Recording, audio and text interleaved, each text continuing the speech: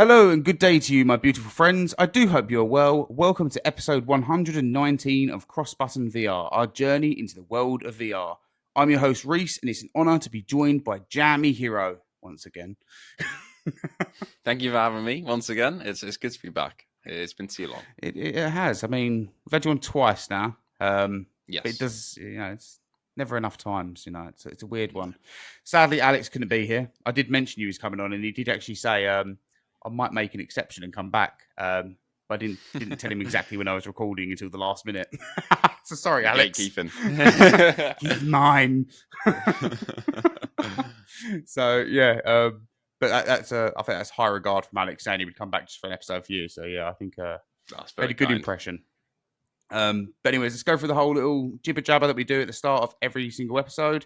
If you'd like to support us, please give this podcast a sub on the service you're using. If you're watching us on YouTube, please remember to hit that like and subscribe button. And why not leave us a comment too, just so we can respond, because it's fun to do so. You should. Unless you leave like a comment saying, "Oi, this is shit, mate. Don't do it. Don't do that. Don't do it." Otherwise, Jammy will respond. Anyways, Yeah. You can find us on Twitter and Blue Sky and, at CrossButtonVR. And you can also find us on Ko-fi, which is KO-FI, which is pretty much like Patreon, but not, because you can kind of do your own fees and we don't have to say this is how much you have to pay to support us. So a big shout out to Golu and Phil, who are monthly members, and we appreciate you a lot. And if you'd like to join Golu and Phil and get some cool member-only perks, and you can make sure to sign up for as little as £1 a month. Oh, see, nice and cheap.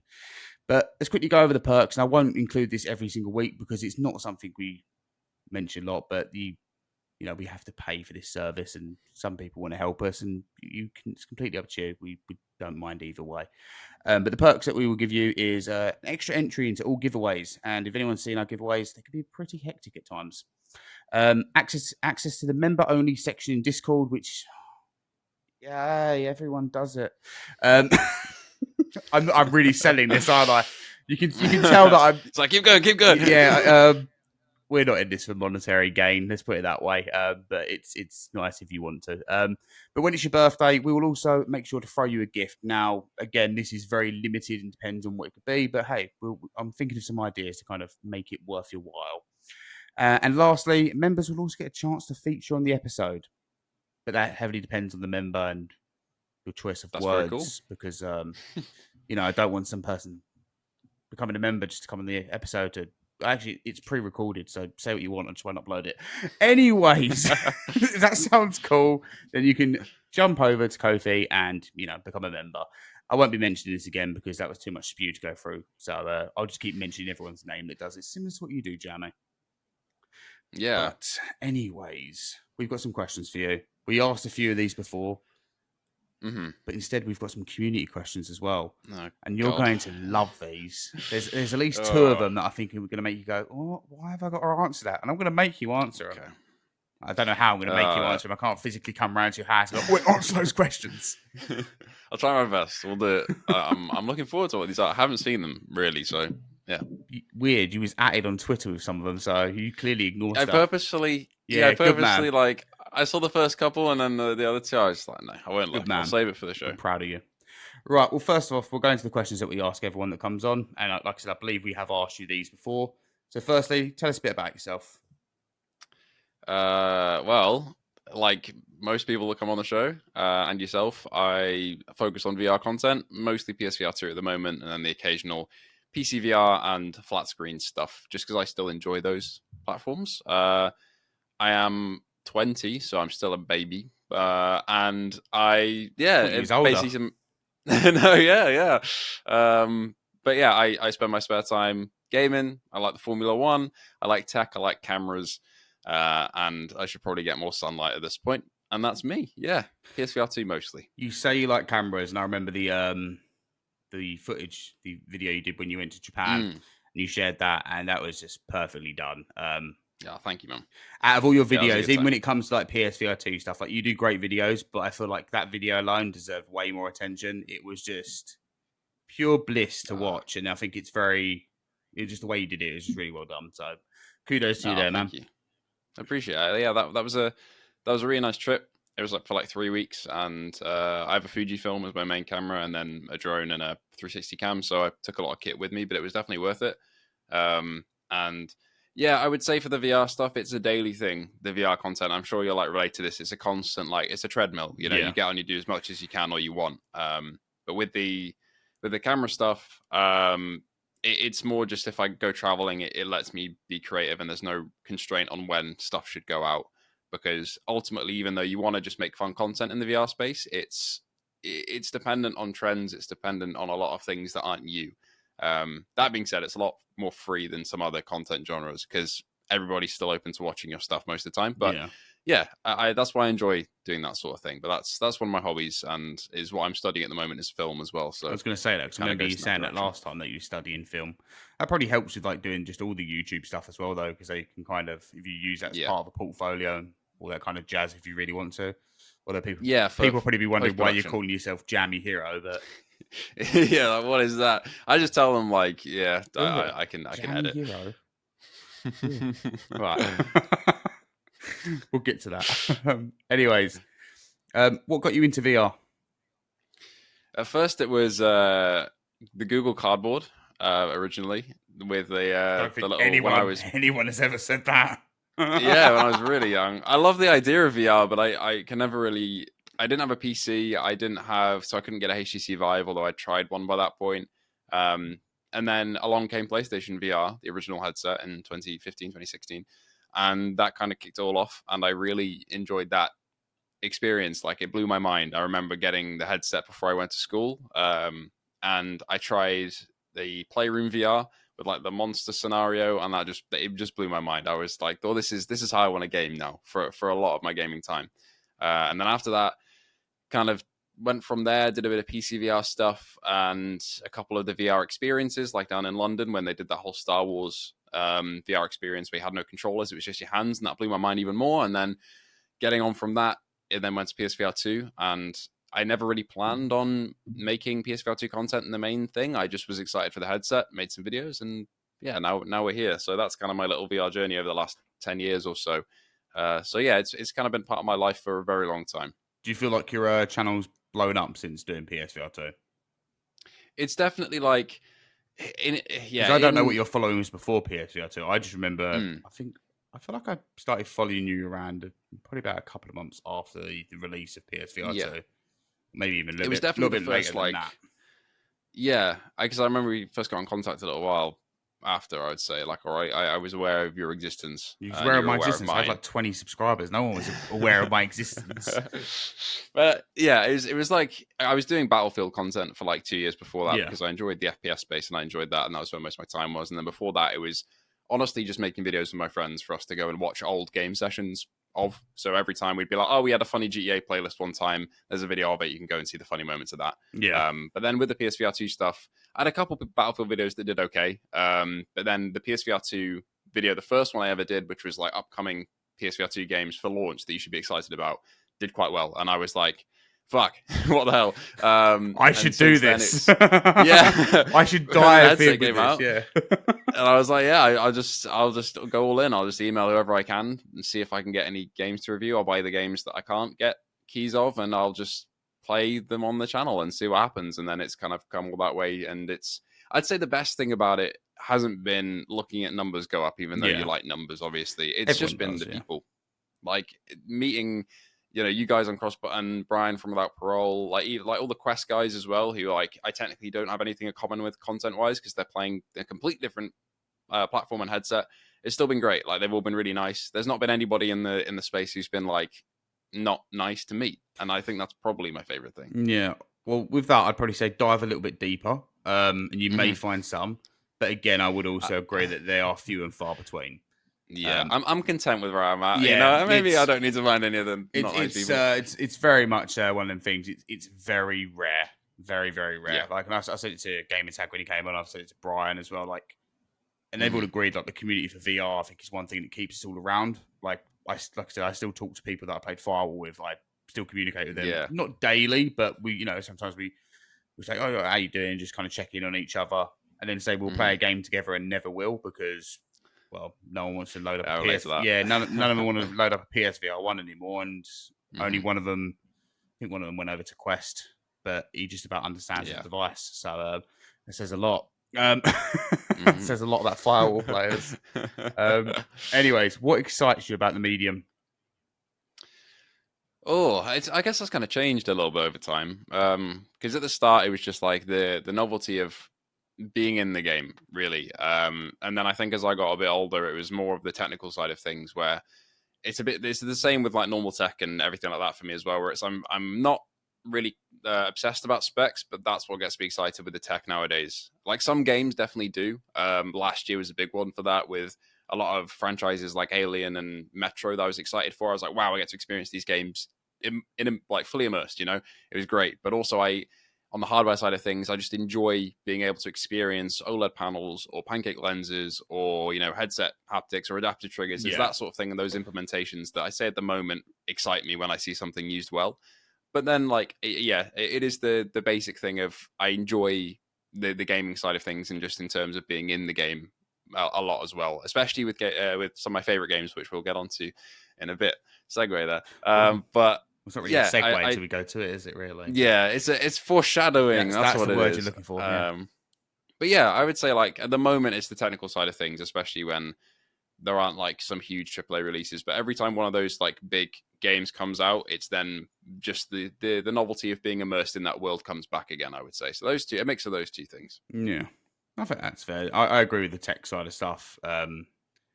Like especially experiencing new tech within inside the VR space. Again, like I've mentioned, I keep saying I'm going to speak about it. I eventually am. But like the B haptics, playing all the games with that at the moment, that's been like I got to get me one of those, man. They look sick. I was playing V Racer the other day with it, and just like because you can with the visor, you pretty much turn your headset, your Quest into a PSVR 2 with head haptics. Yeah, and like hitting mines and just feeling my whole head vibrate. And I was like, dude, this is gonna be awesome on the PSVR 2 because obviously it's already gonna have that. But with like feeling the rumbling in the arms, the way the shield was working, because it was kind of like pulsate through the vest as opposed to just be a constant vibration. You'd kind of feel it kind of pulsating around you. We're getting into like Ready Player One territory, aren't we? Like, so cool. That sort of thing. Like, even when you get the vest, you can go on like the app, or if you're on the Quest, you can kind of do it a bit differently. But on the app, it'll kind of let you press things like electric shock, and it'll kind of stimulate what the electric shock will feel like. But whereas on the Quest, it'll basically, you go in the Quest app for B haptics, and you open up the thing, and it'll kind of show you your avatar wearing the vest, and it'll give you a lineup of different weapons to shoot yourself with in the vest, so you feel it all in different ways, and it's just, oh man, it's one of them things. But yeah, I will be going really in depth for this thing. It's blown me away. I think it's really sold me on how, like, how these type of devices that can be added onto the VR can really work. Next up, let's try a treadmill. I'm kidding. I'm scared of the treadmills. I feel like the amount of noise. They scare me. It's the amount of noise. It's not so much like the product itself. Like I remember watching a video, and it's like, this is the old version. It showed me the sound of it. I was like, oh bloody hell, that's loud. It's like, well, this is the sound of the new version. And they're like, it's a lot quieter. And I'm like, no, it's still pretty fucking loud. Like being upstairs and you've got like hardwood floor or anything, it's just going to tower through. But yeah, no, new tech coming to VR, all these different things. XR glasses and all that kind of stuff I'm really interested in trying. There's so many different things that are just kind of really intriguing me in not the VR space, but like the whole XR space, I suppose. The XR space. Is that XR, especially that like weird word. XR. Home entertainment sort of thing too for the XR space. Like I haven't tried them, but the new X reels that have depth of field, like basically mapping and being able to actually have that gyroscopic data in the glasses without any external software. That blows me away, and I really want to try that. Yeah, I'm going to look at the Prime Days coming up soon, so I'm going to have a look on the Prime Day, because I know X will usually jump on sale then, so I'm intrigued. To maybe their glasses have the coolest features, I would say. Like the dimming they have, where you can toggle it whether you can see through or it's like shaded, is. I was meant to try a pair at EGX and Mac in VR, so I met him and I met Scorpio as well. Scorpio brought a pair, and he was like, "Oh, I'll come over to you and I'll let you try them out." So I was like, awesome, dude. Couldn't find him. Couldn't get signal in at EGX, so I couldn't get to try him. But I bumped into Mac, and Mac was like, oh, dude, I'll let you try mine quickly. I was like, awesome. He couldn't find his bloody cable to connect it all. So literally, I was like, well, the glasses look really premium and stuff. I was like, damn. I was like, this is a really frustrating turn of events, but lovely to meet you all. Anyways, what has kept your passion alive for VR all these years? And I know you're about to say something else, so continue that. No, I was just about to agree, saying like, they're pretty damn cool tech. But anyway, I guess it's a mix of like what has been coming out like month on month in terms of new headsets and new tech, but also just like the on the content side of things and making videos and playing games and reviewing stuff. It's just like the comments and the people. It's the everyday stuff that like if nobody was there to watch or comment, then I wouldn't be doing this basically. Yeah, I And think that's fair. it's yeah.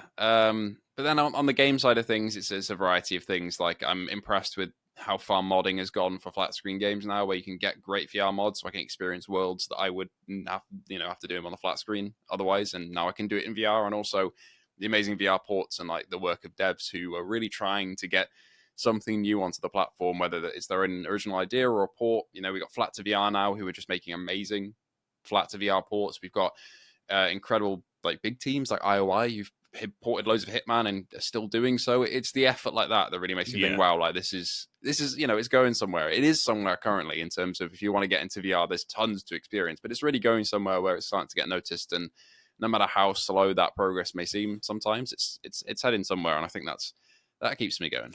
Joe, it's absolutely crazy that even though I have a PC that is capable of like probably modding some decent flat games into VR, I've still not done it. Still not modded It's any. worthwhile. I'm tempted to buy Cyberpunk this weekend because it's on sale, and I'm tempted to try that in VR because I just want to, even if it just kind of crashes, because I know it's meant to be very, very demanding to do that one. It's a demanding one, yeah. Even if I can just literally walk for 5 minutes and just view Night City like that, I think that will be an achievement. Yeah, even if it just kind of crashed out or the frames are really bad and I can just kind of stand there, just walk in a straight line, just staring, I think I'd be happy with that. Just for 5 minutes. I need to. I say go for it. I need to do Portal because I know you can do the Portal mode as well, and that's something I really want to do in VR. So, but I need to buy a new cable because I don't have the capability to do wireless here, sadly. So I need to order a new cable. Anyways, what's your favorite VR game that comes to mind? Right now, Gran Turismo 7. Not right now. Like of all time. Of all time, just Gran Turismo 7 still, sake. I would say. Really? This is one that we don't really see eye to eye on, but honestly, we don't. It's a personal preference thing where over the last couple of years I've really gotten into motorsports, and it's like every single time that I played a flat screen racing game in the past, it's felt fun, but it's not felt like I'm there and I've got that real sense of speed, especially on PlayStation with Gran Turismo. I feel like the flat screen of Gran Turismo just doesn't capture the speed that well. Yeah. Because you can't adjust various parameters like field of view and everything like that. But as soon as you put on the headset, you're in there now, and online races feel so much more immersive, and there are real people around. Can you wave at people now from the cars? Have they fixed that? I wish. Damn. I wish, but no. That was the thing that got us an X-ray. So literally, we just loaded it up, and I saw I think it was Scorpio just turn around and look at me. I was like, "Holy shit!" His character's actually fully turning around. He's like took his hand off the hello, and I was like, "Oh shit, this is awesome." And he just gave. I wish Tiffany would do that. Yeah, he just gave sense of purpose, like sense of being in a sense. It was pretty cool. Yeah. But I agree with you. I do need to try the full GT 7. I am one of the people that's not tried the full version, as I was saying to you before the show. I've never been big on racing games, and I feel like if I was to try it, I'm going to want a rig and all that kind of stuff and be a right, Yeah, with a rig is the way to go if you want to get late into it, yeah. I'm not going to be like, right, no, I get you. I don't want to try this subpar. Like the motion controls with your fucking controller or whatever. That's, I don't like...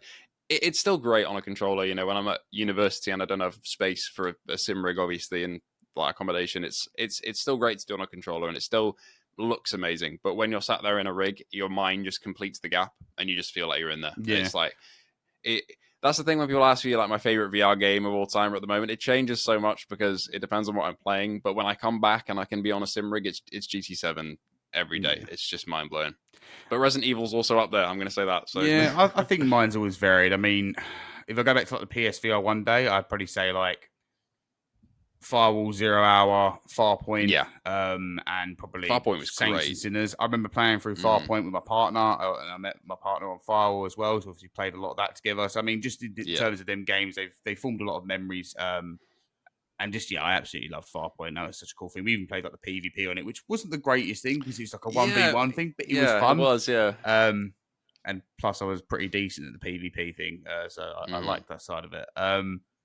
But yeah, no, I want more Farpoint. We need it. That was so cool. A port or a sequel, I would take it. Oh, I would. The aim controller as well. It's down there somewhere. Can we just agree that has like been the best peripheral that's ever been made on a system? Like in terms of like a controller that's been made, You It's can't beat it. fantastic. Yeah, it was flawless. And every time a game would release, I'd be like, has it got aim support? Don't care. Like, Not gonna buy. don't want to use the motion controls. I want to use the aim controller. It was just, Mhm. it stole the show in every sense of the word. It was absolutely fantastic. And I'm surprised PlayStation didn't kind of capitalize on that when they released the PSVR 2 and go, well, here's the actual full thing, but here's also our stock thing that comes with like sense things in it, and you can buy this one to play all the shooters, because obviously from day one you had Cactus Cowboy, Pavlov, and then you had like more games that eventually came with shooters. You got not contractors, that's on Quest. Sorry, you got Crossfire, and then you got Breaches and that kind of stuff. They really could have capitalized on that and had this stock that was like proprietary to PlayStation, but worked absolutely fantastic with analogs and things like that. Again, missed opportunity there. I mean, it's not the only missed opportunity they've had, but it's certainly one where I feel like they could have made an extra £150 from some suckers. Because I think myself and my partner would have bought that, even though eventually she sold her PSVR 2 to me. But I think we probably would have both bought those as well. Yeah, so me too. I would have been in that boat. Any peripheral, really, like 100%. Yeah. So, where do you want to see VR go? At the moment, I would in my brain whenever I'm playing, it's smaller and lighter, really. Because I don't really struggle with fatigue, especially on PSVR 2, but with the Quest headsets, I don't currently have one at the moment, but I've used them for PCVR in the past a lot, and it's just kind of that weight. That's why headsets like the Big Screen Beyond really catch my eye, because they're the little tiny, they're small. they're cool. And I'm excited to see where that goes. That's one big development where I feel like if I can just put on a pair of glasses at some point that are like big screen size and plug them into my PlayStation, that would be unreal. And it's a thing about perception outside of the space as well. Like some people see a big clunky HMD like the PSVR 2. Yeah, they think it's heavy. It kind of puts them off. Yeah. And even though it's not, you can't get rid of that perception because it's fairly big in today's market. But I think in the future, if we get around, if there is a PSVR 3, which is another whole thing in itself. Let's not get into that. Because that'll take us another whole hour. But that would be something I'd like to see with that. But in terms of other headsets as well, like I'm glad Big Screen are doing it. I hope it gets picked up. Like Meta are now exploring a lighter alternative with like a puck like Apple Vision. So it's like, I think it's getting there. So I'm excited for that. Did you ever try the globular cluster for the PSVR 2? I haven't tried that, but let me see if I can untangle this. I think you've got the VR cover, haven't you, on your one? I've now got a different one. I have Studio Form, I think it's called. I will double check that, but it's not heard of that one. Similar to the globular cluster. Even do you have to pull off all the panels and stick it on, or does it just? Yeah. But these are removable, like these fabric bits, so you can kind of swap exactly them the same as the globular. It just seems like somebody else has jumped into the market for it. Pretty much. But I'm really liking it so far. I've heard nothing but good things about the. Let me put that back. The globular cluster. So I'm having the same experience with this. Really, I'm doing a full review on it eventually. But fair play. Yeah, never heard of that one. Yeah, they're fairly new. Okay. The only thing I don't like about these are the head straps. Same with the globular cluster from what I've seen is because my hair's tied at the back. Yes. They don't work. The ones across it, I'm still using my old VR cover one that goes across because it doesn't work. The other ones, it just doesn't fit. I'll have to have a look at that one because on where I've got two PSVR2s, on one of them I have the globular cluster and on the other one I have the VR cover. Mm-hmm. And I find the VR cover being a decent but cheaper alternative for somebody that doesn't want to bust open their headset as well to put stuff on. Because let's be honest, how nerve-wracking is it when you're ripping all these parts off your PSVR 2 and you're like, it didn't feel right. Is that meant? Is that meant to come off like that? Yeah. Okay. It's Studio Form. Yeah, it's Studio Form. That's the one. I've just double checked on my emails. Don't want to get that. Okay. Don't want to get that wrong. Interesting. Yeah, I know. I feel you though. I feel you. Like that wasn't under embargo or anything. You're allowed to talk about it. No, it's not. Cool. I can speak. I can speak. I had to cut things out then. People will be like, "What's he on about?" But it is scary. Like it doesn't feel like it should come off, but it does. It's all right. And then once it's sorted. Then you're like, yeah, cool.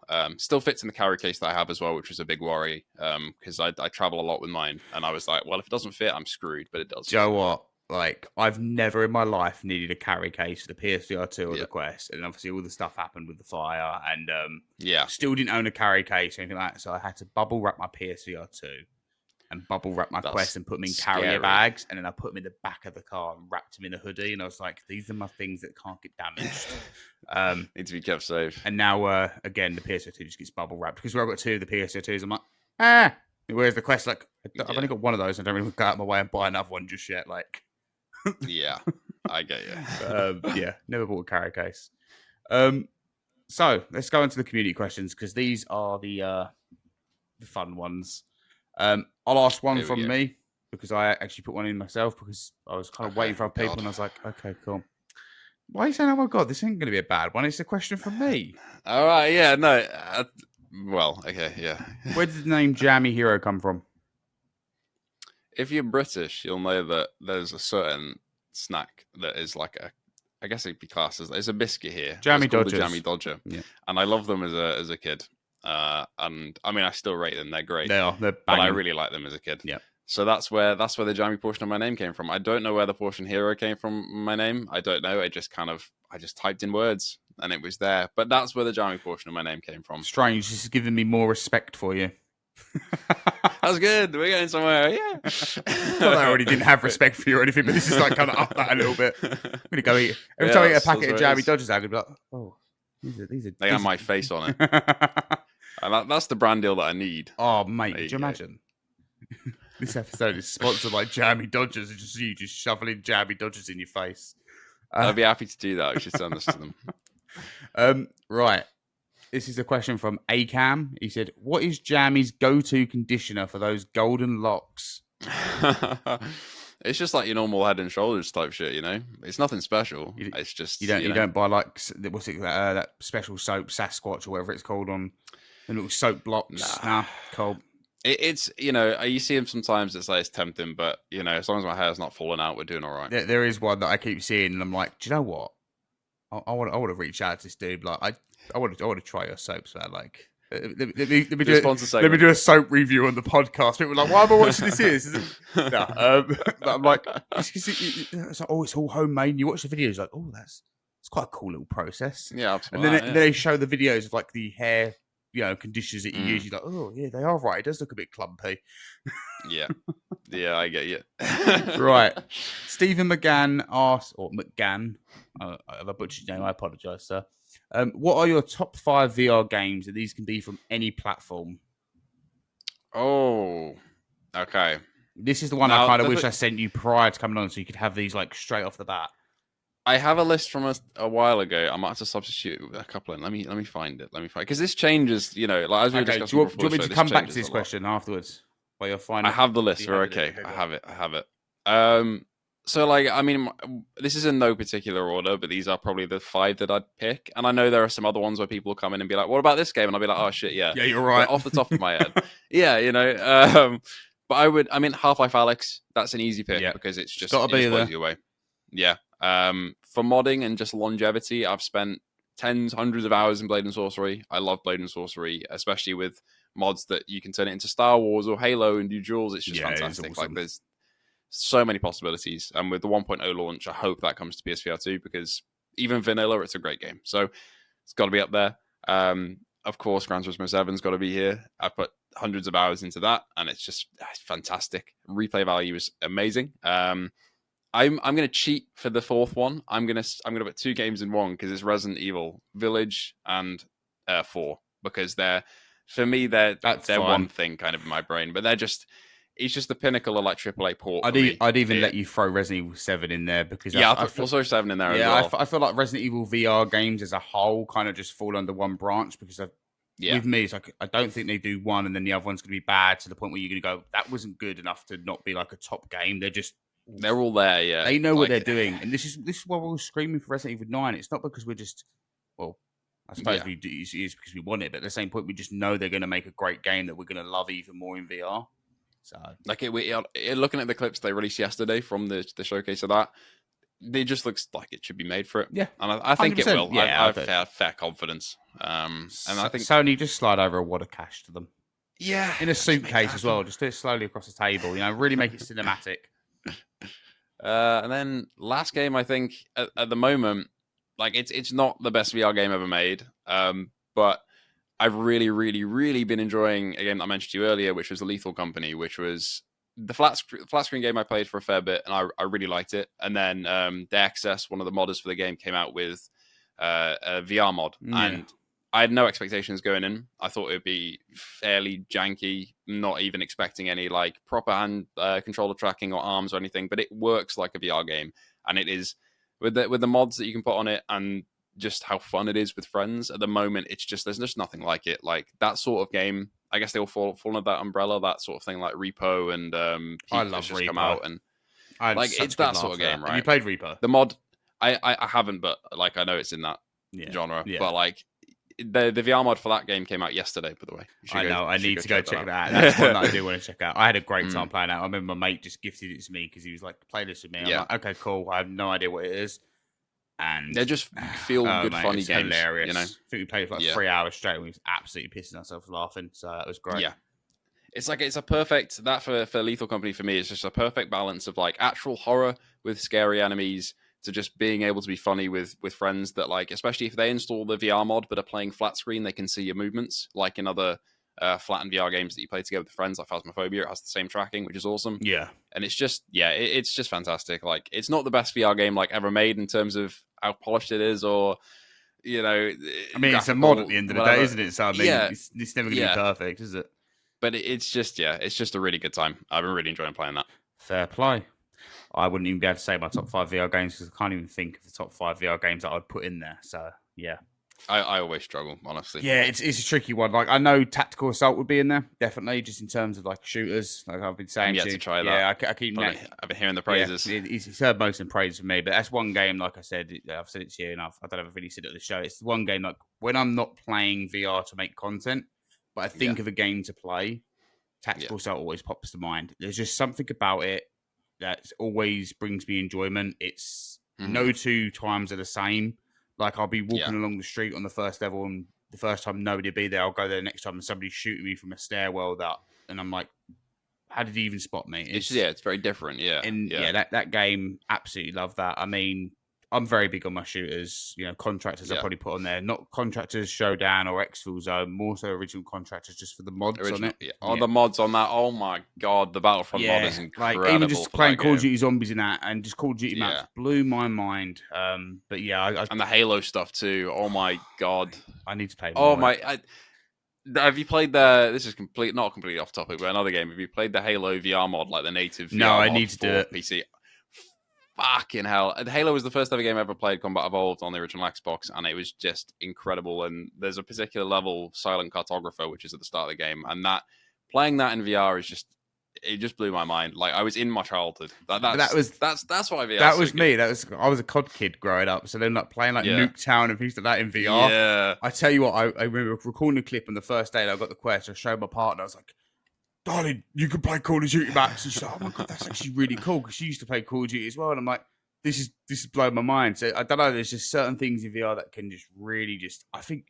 I've always said it before, nostalgia is such a magical thing. Yeah. Like it's one of the best feelings you could ever have is nostalgia for something. And some of these mods for VR and just being able to walk through things, like even when I played, and this isn't like a top 5 game, I think I can't think of all those, but like Assassin's Creed Nexus, when you were walking through the villa, and I'm like, dude, I remember running through this town as a kid when I played this, and now like I'm walking through this town and I'm seeing it all visually, and this is mind blowing, and it's just things like that. I need to play that. Nexus I need great. to.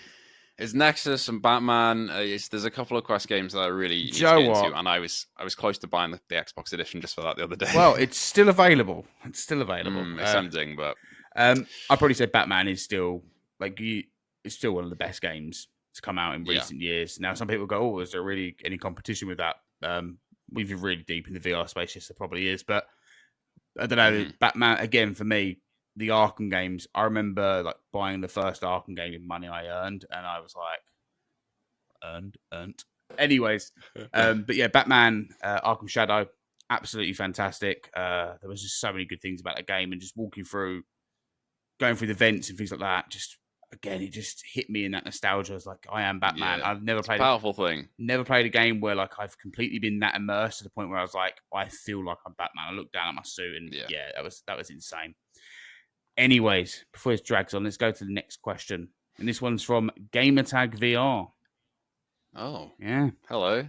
Yeah, I know. Look how big you are. You've got Gamertag asking you questions. Yeah, that's crazy. What do you now know that you wish you would have known or someone would have told you when you started making YouTube content? Oh, fuck, that's difficult. Good question though, Gamer Tag. Jesus, I guess it's a question we all ask ourselves a little bit.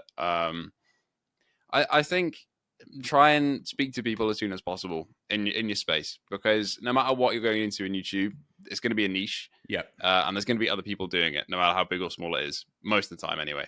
For PSVR 2, there's not really that many people doing it, but there's enough where you can, if you're even just looking at PSVR 2, not even just VR as a whole, but PSVR 2 has a little community. And if I hadn't spoken to anybody there, it took me too long to speak to people anyway, in terms of like being like, okay, I'm making this content and they're doing similar things and we can help each other out. That was really a great point, where it got to the point where like you know everybody and everybody's like supportive of each other, and it's just a nice feeling to have, and it really helps, like especially when you're sitting there and sometimes a video isn't working or you're struggling to think up of ideas and you're thinking, oh fuck man, am I really cut out for this? It's where other people can help. And also when like you maybe not got access to a certain thing and you need somebody to give you an email so you can contact somebody to get access to a game or whatever, like I do to a lot with you. But yeah, no, it's just a nice thing to have, and I wish I knew that sooner. I wish I got on that sooner. But now that I'm at this point, it's like great. I think that's a valid point. I mean, when I first did YouTube like 10 years ago, like the first time, I found it to be quite competitive in nature with how some people could be. And I think that mindset of YouTube is stuck. So but I wasn't doing VR then, I was doing like just normal gameplay, non-VR kind of stuff. Yeah. And I remember when I started doing this, and I genuinely thought like, oh shit, this is going to be that same thing again, isn't it? YouTube, people just competing to be. Nah, it is completely not that thing in the VR space. Like, I'm sure there's some people that will be like, oh, fucking hell, like, you know, he's done that, but something flying around my head. Hang on, I thought I get what you mean. Yeah, but you pretty still get some people that are a bit pissed off that you kind of like you've jumped above them or anything like that, or yeah. And I think that's just human nature. Obviously, it's best not to kind of have those in them feelings, getting green about stuff. It's not worth it. But I've really found like the VR space alone with other creators and talking to them, it's just everyone's just kind of like, dude, that's awesome. You've done really well there, man. That's great, kind of thing. It's great to see that, because coming from when I did YouTube originally, oh god, I hated it. I absolutely hated it. It was one of the reasons why I stopped, because it got to the point where like I remember one person kind of fucked me over, and then like he pretty much stole one of my videos, and he did better, and I was like, okay, I'm done with all this stuff. I don't care anymore. But I get that. Yeah, it's just nice here now, isn't it? Yeah. I mean, like I said, there's probably still certain people, but at the same point, like I think it's few and far between. And like the experiences I've had with the different creators I speak to, it's been nothing but greatness. I've really enjoyed it, and I always look forward to like the times when we go to events, we get to bump into each other. It's been something that I really do look forward to each year. It's like it's real, like it's Like we still chat, like even when we're not at events, like even if you're not like. So again, when I had the fireman, like so many people reached out asking how I was and things like that. Like various creators that I've met at events. Like I mean, Scorpio alone, that dude was like in my inbox checking on me every other day. Like I can't thank him enough. He was just genuinely concerned of how I was doing, and what a man. It's such a great community. Yeah, it's just like and it's so different. Like as you say, back when I was doing just like normal funny moments or whatever, and like with my mates, there was no pressure on that. But as soon as I shifted to like Battlefield, where it was competitive, and like you'd be making similar news videos to like the VR stuff, and there is an element of you want to get there quickly with the VR stuff to cover it first or whatever. But in the Battlefield space, it was so much worse than that. It was like you need to be on there exactly on the dot and then make your thing as fast and as efficiently as possible to get it out. Otherwise, everyone else will beat you. And it's just not really like that in VR. It's like, is that why you get videos out pretty much ASAP? Is that why you're still like that? It's a little bit kind of like that, to be honest. I beat them to it. It's hard to get out of that mode. It's hard. But then you realize that you could post it an hour after the news goes live. You could post it the next day, and people are still going to show up because they'd rather hear what you think. Yeah, rather exactly. Than just want to hear the same information that they could read off a blog post, just like shouted at them as soon as possible. And this, I remember when I did a review for like Hubris, and somebody commented saying, "Why have you reviewed this? This game's been out for ages." I was like, because I've just played it and I wanted to do a review of it and give out my thoughts of it. And then other people were like, "Oh, no, I'm glad you've done this because wasn't interested in this, and now I've caught wind of it because I wasn't interested at first, but now it's kind of doubled back round." So Yeah, that sort of like content is like evergreen. Like it's always, yeah, I find that with reviews, it's like they're the stuff that people keep coming back to. Like the news videos might be great where you talk about something that's just happened, but that has a shelf life in terms of how useful people find it. Whereas with reviews, it's great because you can make a review of a game that came out a year ago, and there's still going to be some people over the next year or two that want to it's know what the game's about. it's true. My Koi Love Blossoms review still gets views. I don't know if that's because it's a review or because of what the game is. Yeah. But I will tell you right now, don't buy that pile of shit. It's the worst thing ever you could play in VR. I try not to be that harsh usually and straight to the point and cutthroat, but oh yeah, It just don't. deserves it. It's fucking horrendous. But thank you for the 500 people that keep watching it every month. Sure, enjoy. You're warning them. It's a service. Exactly. Right. Next question comes from, I believe this is Andrew Ehrenreich. I've not actually. Oh, familiar name. Yes, I haven't wrote down his name though, but I know the question because I remember him typing it. Mm-hmm. If someone gave you a gazillion pounds to assemble a VR dev team and make your absolute ideal VR game, what kind of game would you make? Would you add any new improved systems or mechanics you would implement to make it the perfect VR experience? Oh, there's a couple different directions you could go with that, I guess. I'm going to go with something that's not really in the VR space at the moment, and that would be like a very large scale milsim game, not like Frontlines, which is coming out, which is more like Battlefield like, but more like Armor, where it's a big sandbox and you can have huge maps with high fidelity. Was it Frontline? Was it Forefront? Sorry, not Frontlines. These names are too similar, man. Yeah, we'll gloss over that. I'll cut that bit out for you as well. I'm just kidding.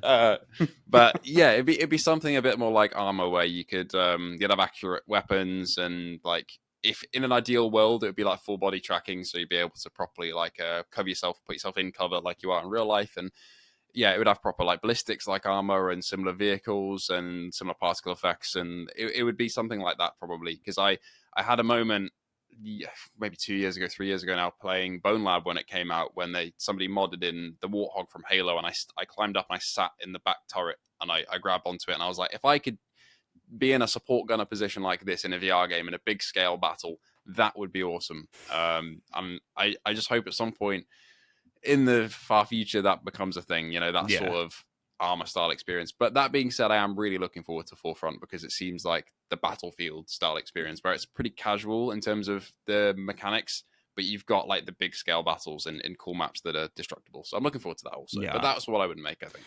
I'm absolutely hyped for Forefront. Yeah. As someone who loved Breaches, but a different play on a shooting game that I've not really done anything like that in VR. I know there is some other games that are like that on Quest.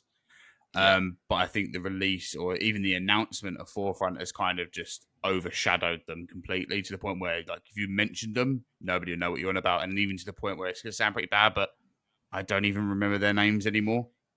And I know that sounds awful. And I'm so sorry to the developers if you know I've played that game. And as soon as Forefront was mentioned, I feel like it just kind of just wiped out everyone else's game that was like that from existence. It was crazy how it worked because there was other people still talking about it. And I'm like, yeah, but Forefront's coming, so I'm just gonna wait. Yeah, it does look that good though. Like that trailer blew me away when the showcase you're gonna happened. have to get a Quest, or if it's crossplay, but you're just gonna have to play it on. I think it's crossplay. Yeah, just play it on Steam, mate. And I'm gonna play it on Steam. We'll have to rinse the hell out of that, definitely.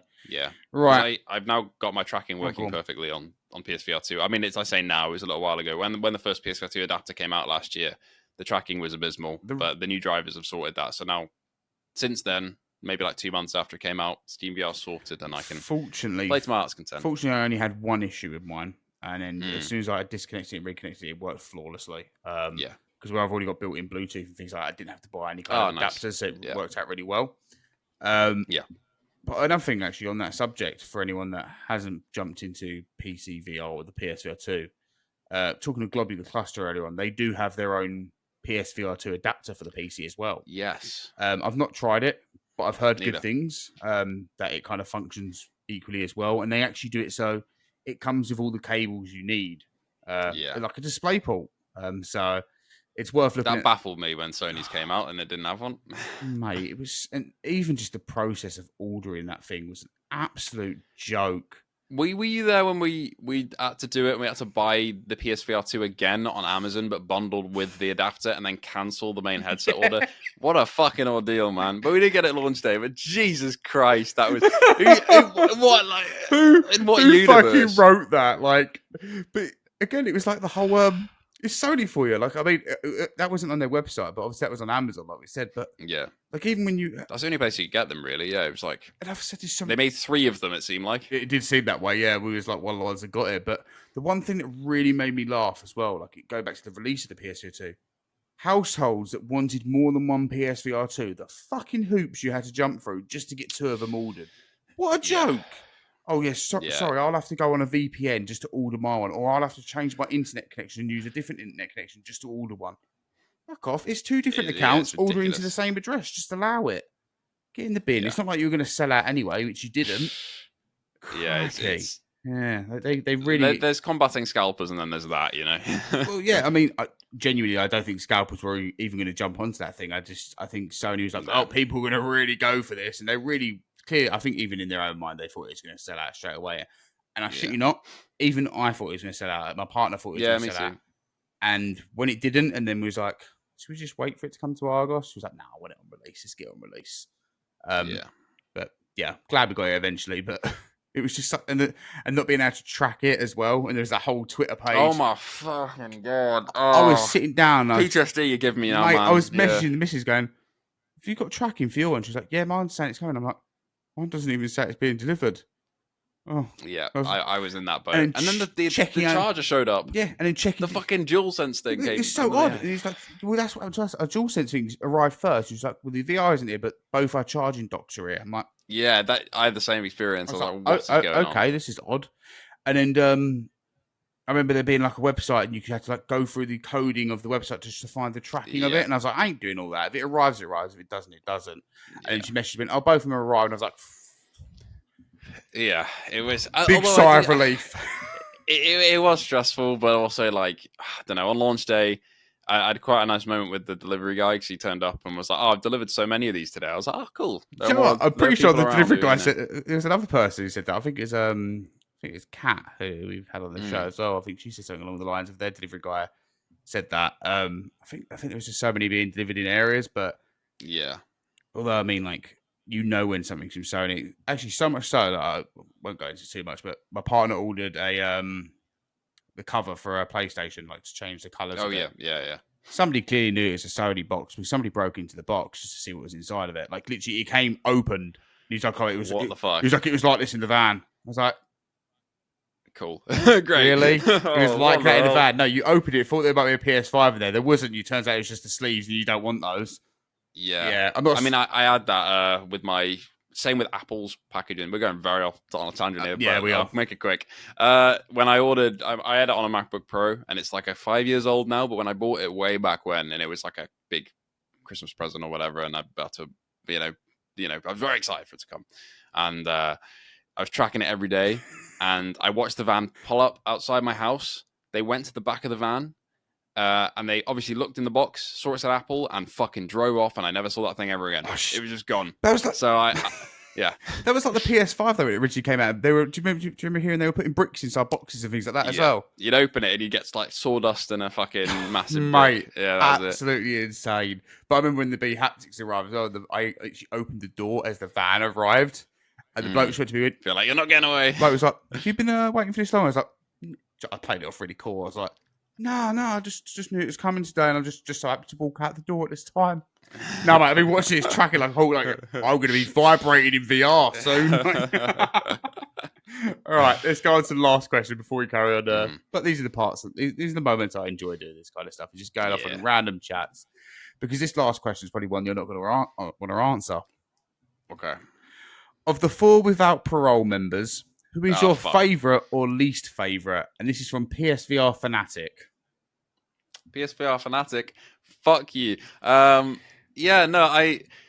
can make this maybe easier on myself actually for my least favourite member, because I don't think, apologies Wes if I have met you, but I don't think I've met Wes. I don't think I've ever interacted with Wes on the show, so I'm going to have to go with that. Have you ever interacted with Wes at all? I don't think so, no. So I can say that I don't know Wes, so I can say that. But it's but then somebody's gonna fucking clip that, and it's gonna be like, Well, oh, he says this, he thinks I'm gonna this. turn around and say this, and I know Wes probably won't remember me, but I remember playing Oktoberfest with Wes and Miles before, Mm. and I've got to say Wes was an absolutely lovely person. So There you go. See, yeah, so just so I don't yeah, know the guy, but if I did, they'd all be on the same level. yeah. But like I've had, I can't rank him really. That's a bit of a joke for No, me. I can't Joe, rank what him. when he commented that, I actually went, "Oof." Have you got a secondary question? Like, Yeah.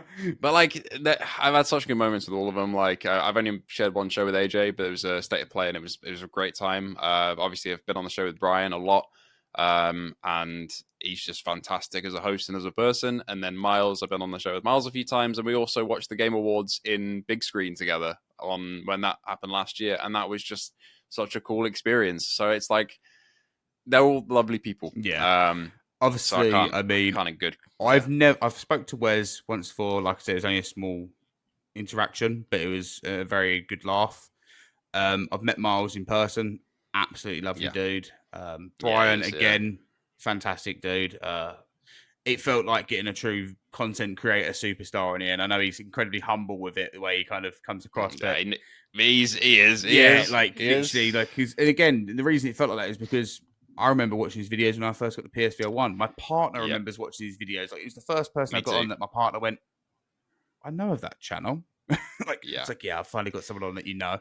it's a scary thing though, especially because Brian's so nice, but like you just, Yeah, it's just the first time that you speak to him. It's the first time I went on his show as well. I was just like, oh my god, because it was such an impromptu thing. It was like 2 hours before the first time I went on. Somebody added me, being like, you should go on tonight because they're missing somebody, and I was like, I don't know. But then you meet him, and mate. he's just I so nice. I cut this out, but I fucked up the intro 2 or 3 times, and Brian Yeah. just went, just crack on with it, and then I cocked up my name, and we just cracked on with it, and then I cocked up my name again at the end. It was just quite humorous because I kept cocking up my own name, but not his.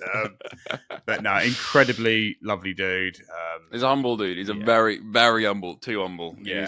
He's got it, man. He knows what he's doing.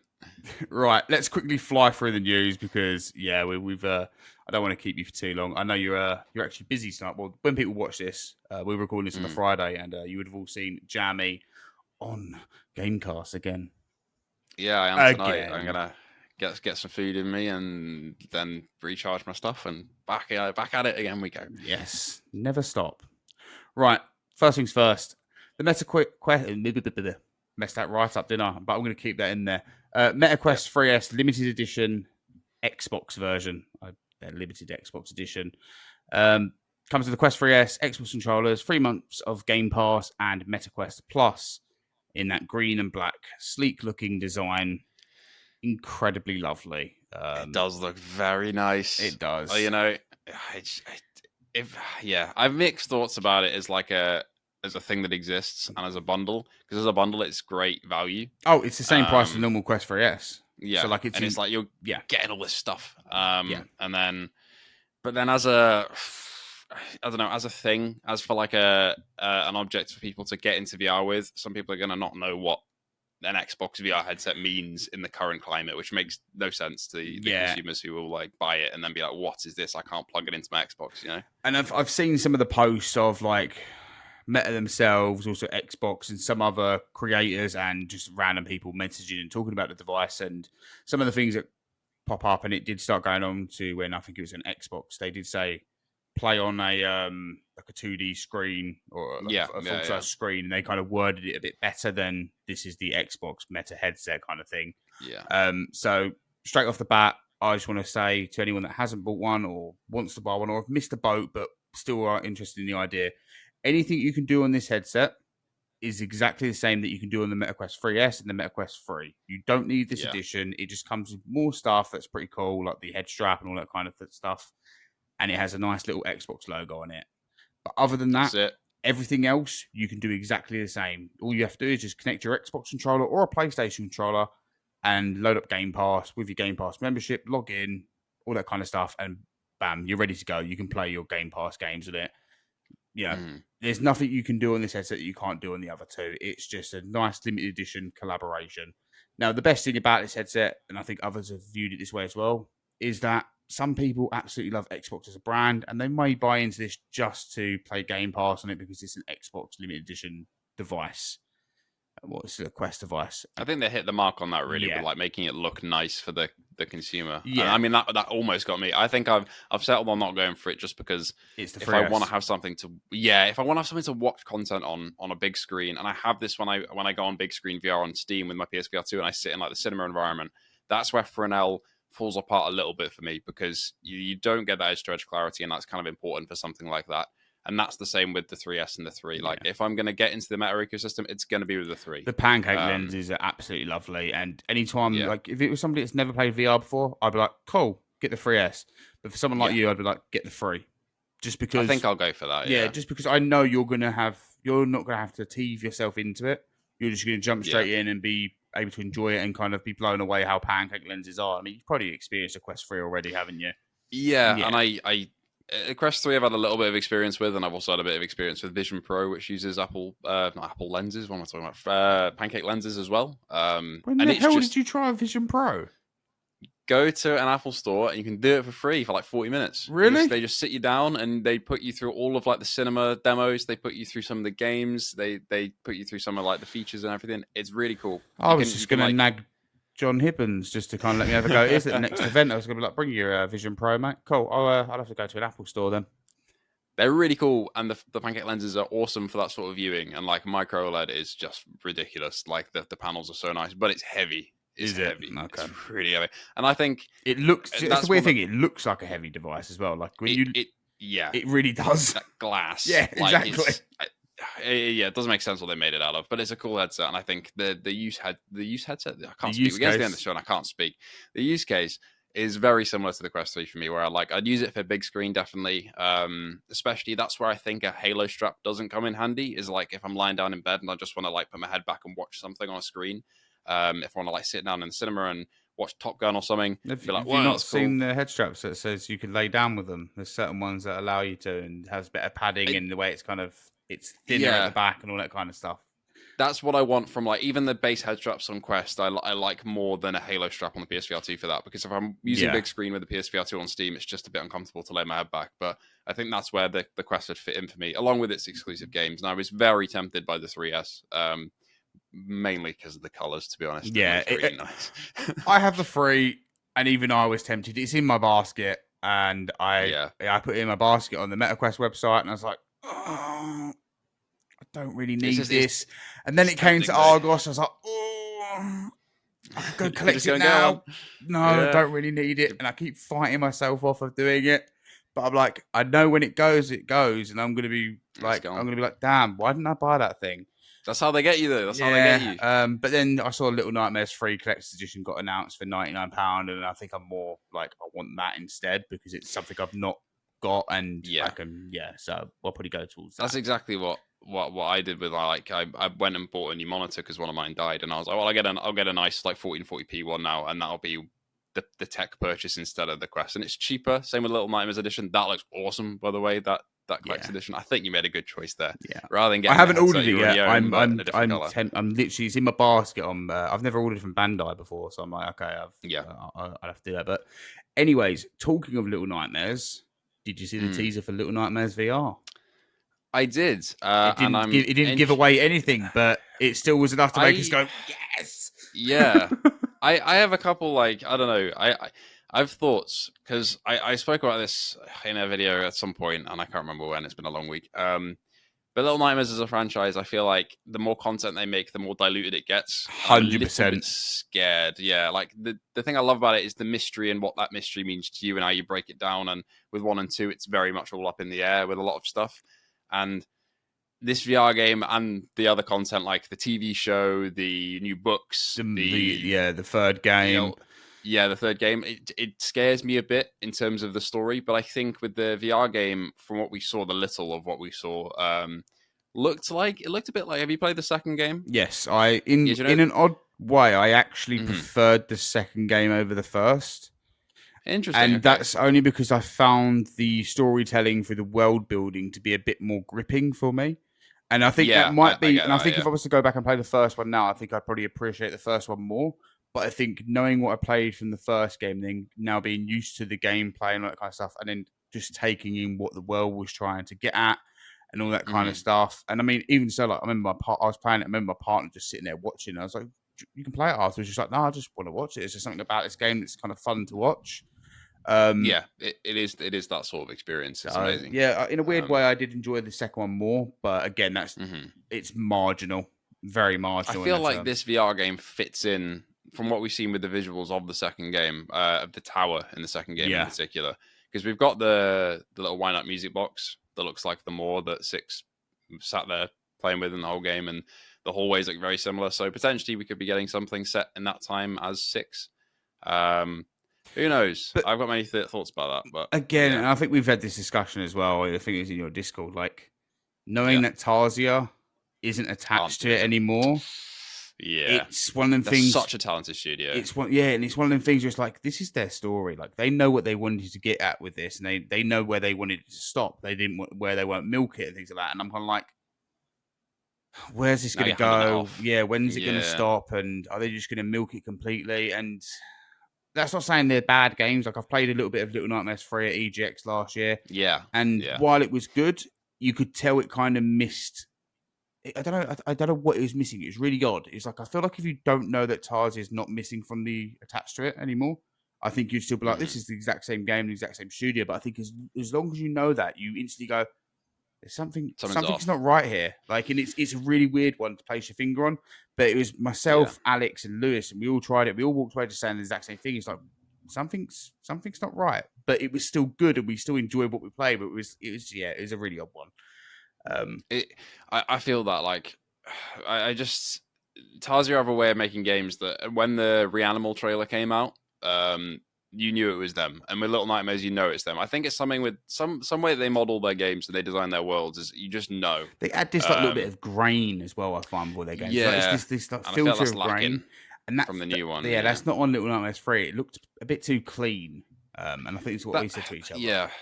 Yeah. That being said, I think maybe the VR game might, if it goes in a different direction, obviously it has to in terms of I don't think it, but it'll like if it comes to PSVR 2, obviously. Oh, fucking fingers crossed. Yeah, they got to do it for everything. Come on. It's surely like that'll give them opportunity, whatever studio's doing this, to create something new rather than trying to replicate what's happened in the past. Like trying to replicate 1 and 2, because that's when they'll break new ground, I think. And I'm excited for it because it's a franchise that is very near and dear. So I hope they do it well. Like, obviously, I think we'd all like to see 6, and I always forget the character out of the second game. Mono. That's it. Mono. Yeah, I think we'd all like to see them again and like expand upon what they were trying to build with them. But I think at the same point, I think it's quite respectful for them to kind of go, actually, we're just going to leave that. We're going to leave that there. It kind of stopped at a nice point. Let's go do something else. Now, I'm not saying we don't know if 6 or Mono is going to be in 3 or this VR one, but I also think, like you said, it'd be good for them to continue doing stuff that's not related to them two, but in the same universe in a way. Yeah, agreed. Like it. They need, if you're going to go back to the stuff before, you got to be careful. So we'll see where they land with that. It seems like a ways off for the VR game, though. So it was. They showed barely anything. Like they didn't even tell you what platforms it's coming to, when it's planning on coming. But I think it's just the fact that it's Little Nightmares, and then the word VR just made us all lose our minds as usual with anything that we absolutely love, and with it becoming VR. And talking about other things that we love. More VR games. And PlayStation announced 4. Well, I say announced 4. There was games that were already mentioned previously, and one game that was already on the store, ready to wish list, but Sony announced it a day after it came to the store because Sony does that. They always seem to do something silly like that, don't they? It's fucking odd. All right. Anyways, let's jump through these. Hotel Infinity, which is a new puzzle game coming later this year. It places you inside of a hotel where you've got to do various puzzles. Looks pretty good.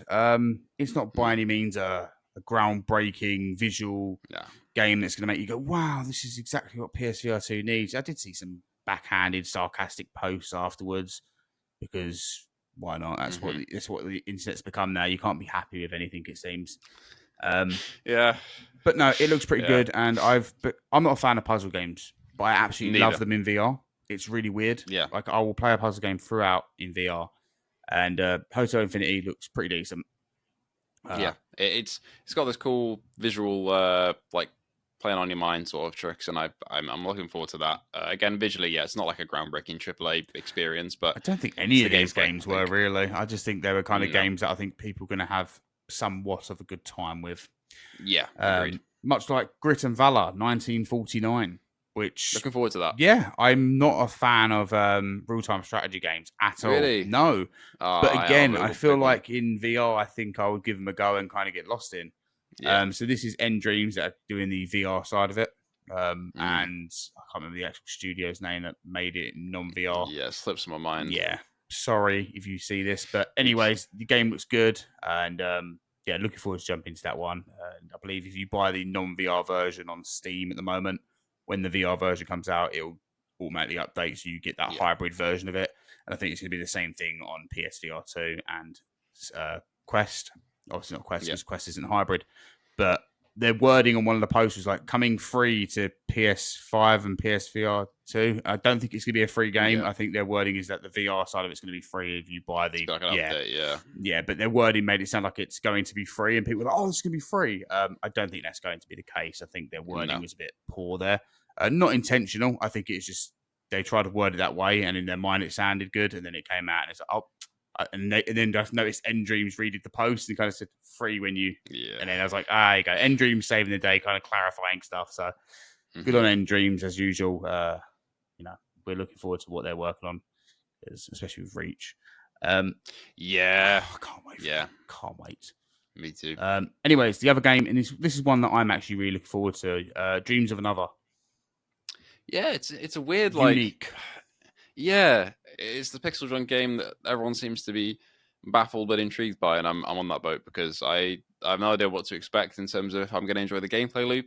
I just think visually it looks pretty amazing, and I think if the resolution's high in the headset, that's going to be a good mind blowing, actually, isn't it? Yeah, it's one of them games where if they do mess up the resolution in any way, like if it doesn't pop, make or break. Yeah, like I think that's one of the ones with the visuals. Like I can usually kind of get past visuals. I remember like when the Midnight Walk came out. Yes, me too. Like I feel like it's weird because I feel like the grain effect on that for the resolution, I think it kind of worked in its favor in some chapters, but obviously it looks a lot better now. But I don't know, that grain effect. It was just something. It just worked with the game. It is an odd one. I just didn't mind. Yeah, it was like fine. Yeah, and everybody's like, "Oh, how can you not mind this?" Like, because the game's fucking great. That's why I don't mind. Yeah, we mentioned it, but at the same point, we're like, "This game's good. Play it." Meteora, the album from Linkin Park. I'm just kidding. It's another game that didn't show up on the store before. Definitely, really didn't. It's a cosmic survival racer. This reminded me of like Thumper and things like that. To be fair, when I saw it, that's exactly how I described it as well. Like Thumper meets Stellaris Ghost Signal, kind of in terms of visually and gameplay wise. It's not usually my cup of tea, this sort of game, but I'll give it a go. Visually, it'll probably look quite vibrant. I'd probably say that. Myself and you, like, I think we try pretty much anything that comes to VR. Like, it's one of them things. It's like, again, with racer games, I would not try them outside of VR. Comes to VR, cool, I'll give it a go. Do I like it? Probably not. But sometimes they try it. Sometimes they shock me, like V Racer did, for instance. But like, there's so many games I've played in VR that I would not touch at all. Like roguelikes, for instance. I never used to play roguelikes. Never been a fan of them. I played Synapse for the first time, and ever since then, I've absolutely loved the roguelike genre to the point where I actually play them outside of VR now. But before that, hated the idea of them. I thought it was the most stupid thing I've ever heard of. You die and you lose everything. Like, mate, do you really think I have that much time on my hands to have to redo everything over and over again? Whereas now I'm like, give me that gameplay loop, make me die, let me come back, and then let's do it again, kind of thing. It's odd. I'm with you on that. Yeah, it was an odd one because. Yeah, Synapse kind of stole the show in that, and I want more Synapse again. Like when they were saying they got in the game to announce, I was like, "Come on, Dreams, Synapse 2 for us. Come on, just do it." Like, but they didn't. Telekinesis in that game was just like mind blowing. The first time with the foveated rendering, like the eye tracking was used for something other than that, and it was just mind blowing. There's a clip on this channel, and it was when Ben played it for the first time, I believe, and you just hear him kind of be like, "Fucking whoa!" Like it's just it completely took him away. Like, and it was it's great to see. Next up, I haven't actually jumped into this update yet because I didn't own the game. Well, I did kind of, but there's no reason to go into that. But Kayak VR Mirage has got a new update called Yucatan, and you've played it, Jamie. So I'm gonna let you take over here and just quickly tell us what it's like. It's like other kayak levels. If you're going to beeline it, it's short. It'll take you like 15 minutes. And some people will say that the price, which is like £7 or whatever, is too high for that sort of experience. For me, I think visually it's just like it's almost unmatched. On PSVR 2, it's an amazing level in terms of variety. You've got like tunnels that you're going through in a collapsed mine shaft that's filled with water, and then you go to some downhill rapids. You've got some outside areas. It's pretty fantastic on that front. But again, if you're not a fan of kayak and its loop, whereas like I've got quite a few hours in kayak just chilling about and just kind of taking in the scenery, and I love it for that. But some people just hate that, like it's the most boring thing to them. And if that's for you and you think that it's really boring, you're not going to have fun with this DLC. It's just going to be as simple as that. But if you think you'll enjoy that and you enjoyed the other ones, it's going to be similar, but with a bit more variety in terms of where you're going. And I think that's kind of its strength, is that it's very different to the other levels. And now the game has a complete edition where you can buy all the DLC together. So the Soka Valley one and the Yucatan, Which I and you'll spend finally a little have. bit less. Yeah. So there you go. Because you can now go in and grab that. beforehand I didn't have it. This was actually Kayak was actually the first game my partner bought on PSVR 2. Yeah. She was really looking forward to trying it. She just thought it looked amazing. Mhm. Meanwhile, I jumped into Horizon and Pavlov and all these other games because I remember spending like £100 on VR games in the first day. And she just bought Kayak. And so I played it obviously through her account. I jumped onto hers and had a go of it. And I was like, this is cool. But they never got around to playing it again. But they did. I will say thank you to them. They did reach out to us and offer us a key for the complete edition. So I am going to jump in and try these DLCs and actually give it some time for once, because I only got out of the swimming pool and did one of the first like areas, and it is quite breathtaking to see that in VR. And the game itself looks absolutely phenomenal. Like I think it does. I think in terms of like if you was to buy this for a PS, like your first PSVR 2 game, I think you're spoiling yourself. I think it's quite a high bar, isn't it? Like I think you'd go into another game and you'd be like, what the fuck is up with this system? Like, where's this game come from? And I think it is one of them games where I think it also kind of shocked my partner, and then she went on to play like other games, and yeah, we all know how that went. But anyways, on to the next bit of news, because I don't want to keep you for too long, Jamie. We're going over a bit. You know, I've been making these go longer because why not? Who cares anymore? Rob Yescombe. Yescombe. I always pronounce his surname wrong, and you'd hate me for that.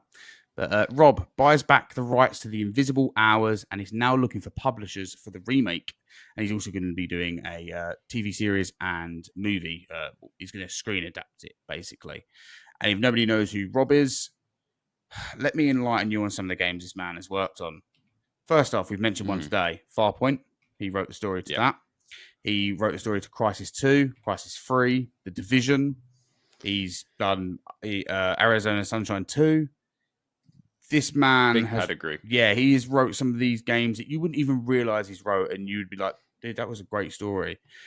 He also released his first movie recently, which was Jackpot, which I actually surprisingly really enjoyed. I'm not usually a big liker of like over the top comedies that kind of make no sense, but me and my partner sat down and watched it, and we actually thought it was a really good film. Incredibly well written, and it was just a really good laugh. So yeah, and the fact that he wants to bring Invisible Hours back and remake it again, and I don't know if people haven't played Invisible Hours, it's not one I've actually played, unfortunately. I am going to put that out there. But it's one I am incredibly interested of, because back when it came out, it was before I had the PSVR 1, and it was before I and it was as well at that point as well, I didn't really kind of expand my horizon of what I would play. I kind of stuck to my genres. Yeah.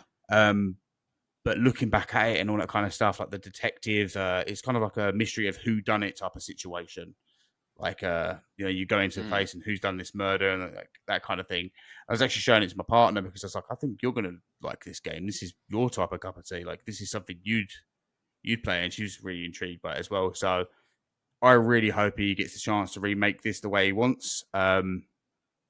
Because I think it'll really do well. And it's like one of the things they've said, basically they want to remake it because there's so many more systems now. It's not just, there's more places to put this game and more people that might be interested in it than there was before, because it was back then it was a niche of a niche and quite small. And whereas now it's kind of, even though it's a niche, there's this huge dedicated fan base towards VR. So really do hope he finds this publisher, and there's plenty out there. And if I ever get the chance to speak to him, surely. if I ever get the chance to speak to him, I will certainly tell him, these are the ones I know of. If you want to hit them up, by all means. Because I'd love to see that. and I just want him to be able to, do this. Hopefully, this well, so he keeps having a chance to write these really awesome stories that he keeps doing. Because you look through his games he's done, and It's a stacked lineup. Yeah, exactly. And like he's not done like tons of games, but the games he has wrote stories for, they're fucking amazing. Fantastic. Exactly. It's like it's quite mind blowing. So really hope he gets what he needs from that, and really happy he's got the rights back to basically his own thing. So congratulations there. Hell yeah, that's a feel good story. It is, exactly. It's one of them things where you don't hear it a lot. Publishers, they keep the rights and all that kind of stuff, but he managed to buy it back, and it was just really incredibly awesome when I heard it. So really happy for him for that. Hell yeah. Next up, we'll quickly jump over this. We won't be quick on this one because, we will be quick on this one. V-Rider SBK was meant to be coming to PlayStation today, as of when we're recording this. Yeah. They did a post in their Discord saying they're having some issues, so they don't know if it's going to basically arrive. When this episode comes out on Tuesday, it may already be out. We don't know, but I thought I'd mention it just in case. But this is the reason why they're just having some issues with Sony, they've said, or they're working out with Sony. I don't know if it's because of QA or whatnot. I have no idea, but I know there was some. They've had some issues. We asked for keys and things like that. I see we asked keys, the usual kind of, we discuss keys and things like that as creators do with things, because that's how we get our views out to you, so what's good out there. Because let's be honest, there is some games that come to PlayStation lately that, like VR truck driving simulator. I'm looking at you. Fucking hell, I saw that. Awful. Right, I watched GT's video, and I tell you what, that poor man, he bought that as well. He bought that poor man.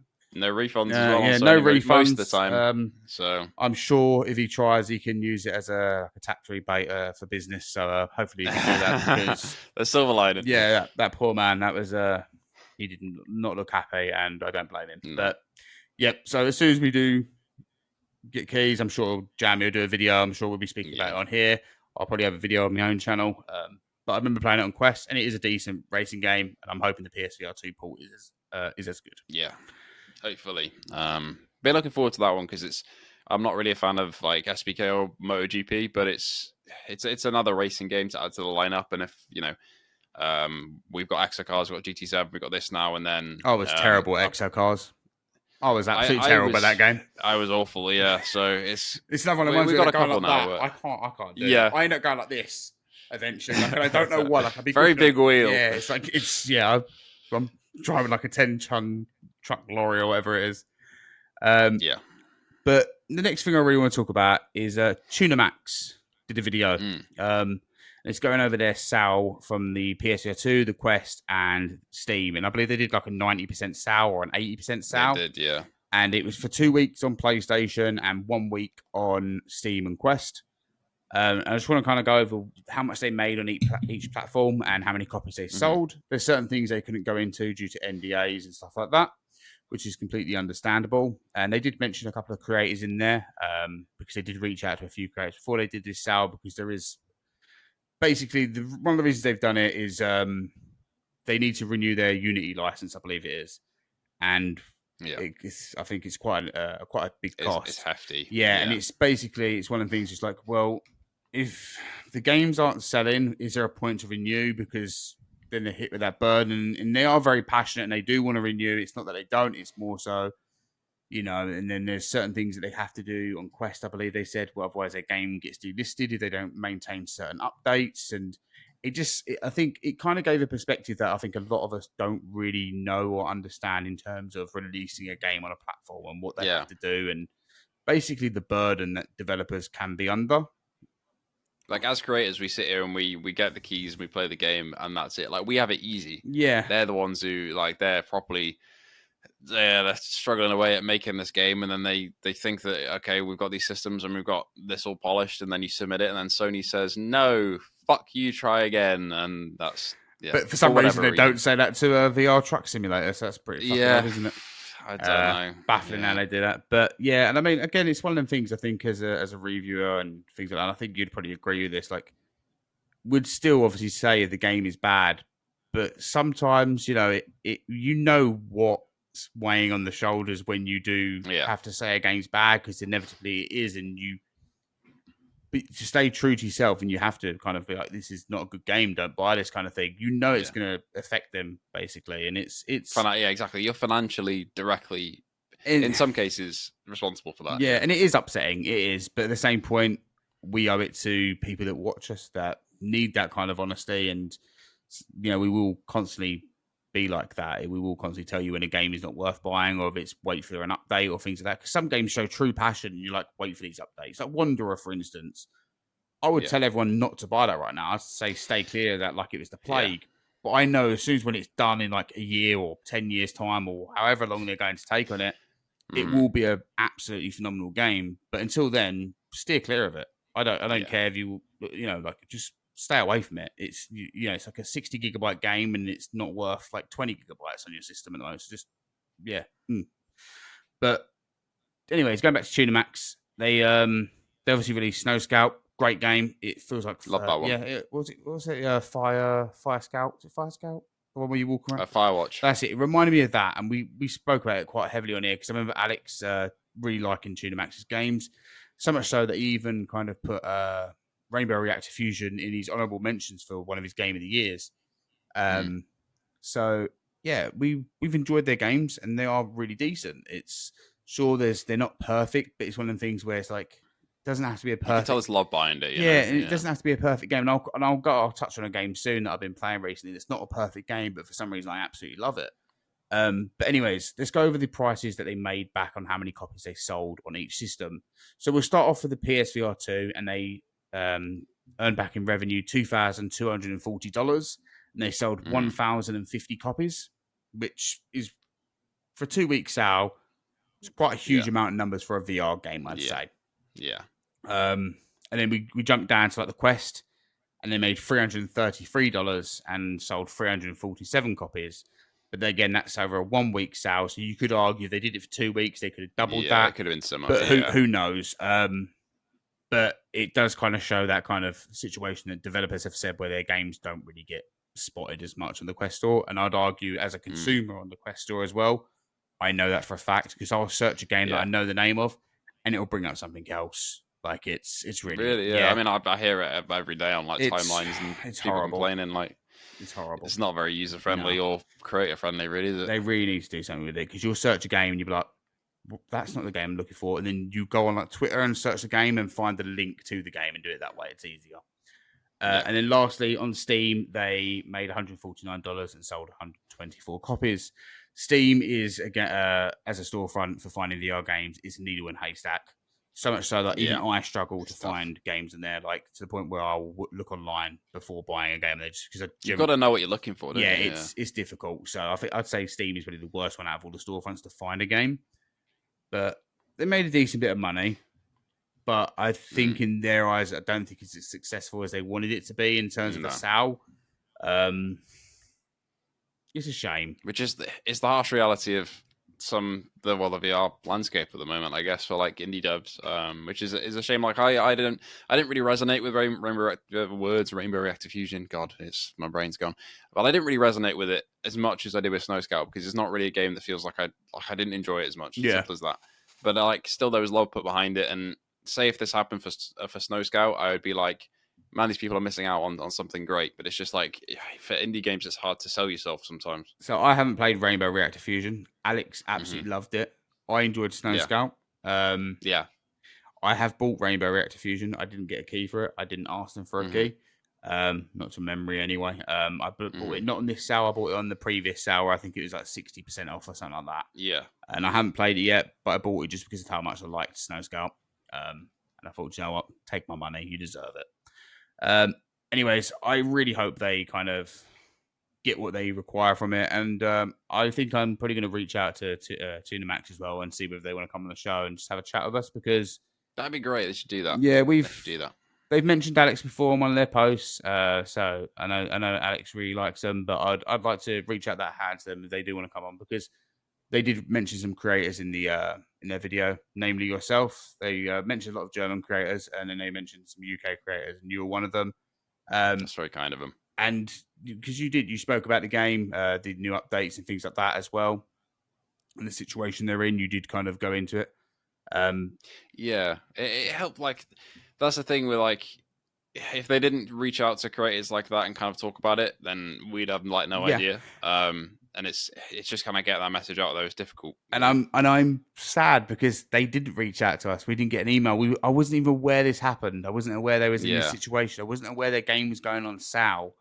And I really wish they reached out because we would have mentioned it. We would have spoke about it. I would have went into detail. I would have even probably brought them on at that time so they could tell us in their own words. And so next sale, perhaps. Yeah, next sale. 100%. If you need anything to the max in terms of like us to kind of mention an update you're working on, a game you're working on, you've played your games, we enjoy your games. Let's talk about them again. So we're there for you. Anyways, let's quickly go over our games that we've been playing because I don't want to keep you for much longer because you've got to go eat. I do before I'm the next pit stop at a podcast, it seems. Yeah, exactly. No rest to me. Right. I've been playing Undead Citadel. Now, you've done your review, and I think your review is quite glowing in a sense. For certain elements, it is. Like for the combat, for the most part, I really enjoyed it. There's parts where the physics kind of collapse under its own weight. But it feels fluid for the most part. You kind of have to role play a bit because sometimes it's a bit easy. That's the same with every that's the same with every kind of physics-based game I find because you kind of got to get into it, don't you? Every physics game, you can just kind of rush and just stab someone through the skull, and you you're just like, go like that, sorted, and this, that, yeah. And it is the same. It's the same with Undead Citadel every time. The environments are great as well. Interactions with stuff, fantastic. And the only really downer points for me would be like, I wish the resolution was a little bit higher, and I also don't really like the writing of the main character. I just find it a bit grating for me. It's the same with like I don't know. It's the same with like Arizona Sunshine. As well. It's like, I just don't get anything. What have you done to forsaken me, Cardax? It's literally that. That's the whole game. You don't have to play it now. You've heard the lines. He goes, "What was it? Oh! I hope I find a brothel here because I really need a brothel. Oh, whores and they're the undead and whores and undead whore and This is like hearing the game back into my ears from the actual thing. It's the same. It's exactly the same. And then like 20 minutes later, it'll go, oh, Cardax again. And I watched your review and I'm still aiming to try and get my review out. But I would say in terms of the story, you don't know whether you're aiming to try and stop the undead or if you are trying to find a brothel. Like, that's genuinely it. You don't know what the outcome is of this. You go into it and he goes, I want to find a brothel. And you're like, that's the story. Right. I'm just going for these undead to try and find a brothel. I understand now. And then you realise, that's not the story. I thought that was the aim. No. And then you turn out it's not. And then like 20 minutes later, he goes, about whores. And you're like, now I see where we're going. Go back to this again. It's I would say it's confusing, but it's not. It's just absolutely fucking annoying. The game itself, gameplay, like I would agree, is fun. Combat. When you get attacked by loads of enemies, that's when it truly shines. And you've got these ones kind of, they're kind of like a horde of them. They're all just kind of coming towards you, and you're like having to take them out and really think about who you're going to hit next. And then you get the armored ones, and you're like, this is where the game is awesome. And then after that, you'll go to a gate and you've got to find a key. You've always got to find a fucking key. Yeah. And it just makes the pacing of the game just drop completely to the point where you're like, why the hell am I doing this? Yeah. And then it goes from like this to this. Like, and you need to explore when there's nothing to explore. Yeah, exactly. You know what I mean? Like it's one of my main issues in like the world building of the game is this, like, you've got this big citadel that's modeled beautifully and like has houses that feel like they're lived in, but there's nothing for me to explore in there because they're all like, there's just tables and stuff. There's nothing there's nothing there. That's the weird thing, because like at first when you play it for the first like 10, 20 minutes and you do the first and second chapter and you're going through all these houses, you're like, damn, this undead horde have really kind of torn out the whole city. This is crazy. Like, there's no one here. All these houses, there's no one here anymore. And then you get to about the 30, 40-minute mark and you go, then that staircase says barricaded. So why the fuck is there no one up there? Why is there no one up there with a sword? And then you kind of start thinking, actually, no, I kind of retract my previous thought of like this, everybody's kind of escaped type of thing, or everybody's been killed. So it's like, no, people would fight. There's swords in this house. Like, people have just like despawned. It seems like in the Undead it's a really odd one because it kind of plays in it at first, and you kind of appreciate it because like it makes you kind of think, "Whoa, this is crazy." So they should have kept that at the start, and then maybe, maybe you met like, I don't know, Zach, the other mercenary who also is looking for a brothel, and you kind of go on a little journey together until he dies, and then because let's be honest, that's probably what the story would have been if they did add another character, or it would have been a woman, and then it kind of would have just been weird. I just feel like that's where the story would have went. It's just really odd. But yeah, if you're looking at buying a game for combat, it's really awesome. Like the horde mode's good, the combat in this is absolutely fantastic, and the gameplay is good fun. But just bear in mind, you are going to get moments of sheer boredom. And when I mean that, it's just because you're walking through houses, and in every single house, it has that little kind of fade to black loading screen. Yeah. Which doesn't sound bad, but then you're going into like 10 different houses looking for the volume of it, It's just, there's nothing to find in a lot of them as well. Yeah, like one of the best things is you can walk in these things, you can move the chairs, the table, you can pull the bookcase down, there's a door behind it. That's all really cool. Again, it would be cool if you pulled a bookcase down and there was somebody inside there and they're like, oh, pleasure to meet you. Yeah. Kind of thing. But yeah, it's nothing like that. But in terms of like the game, there's fun moments, but it's overshadowed by some moments that aren't fun. But yeah. It's like a 7 out of 10. Yeah, I think that's what I'd give it. If I was like have a review on my channel, it would be a 7, probably at a push a 7.5. But like I've not actually finished it yet. I have previously played it on PC. The haptics have added a little bit of impact for me for enjoyment. I'm going to quickly run off the next 2 games. One of the developers, or the developers of Battle Orb, has been asking me to check out their game for some time. And I finally had the time to check it out. I apologise for the delay. Obviously, I had the fire, and I was going to check it out that week, and then things just kind of kept getting on top of me. So Battle Orb is a game where you kind of stand on one end, and you have these little characters, and you kind of have to spring off into other characters to hit each other, and you can play it in multiplayer. Like Go-Go's back in the day. Yeah, exactly. It is a bit like that because you unlock other ones through battle crates, and there's different ones that have different skills, and you can upgrade them. And the concept is actually pretty cool in a sense if you was playing it with a mate. But there is no one playing this online. Like the existence of the servers are absolutely dead. So I played a couple of matches against AI, and it's weird because it makes you go into matchmaking, then it gives you the AI character, and then they start by waving at you, and you're like, is that a real person? Is that a person? So then you start like at the whole time. I was like, no, that's not a real person. Like, it's really odd. Matches last about 10 to 15 minutes, depending on how many, like the levels of their battle orbs.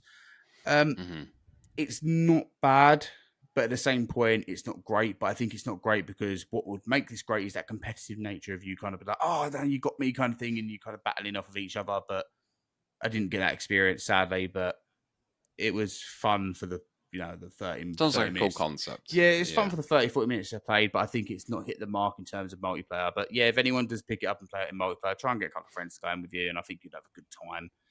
Not like the longest of good times, but you'd have a moment of fun.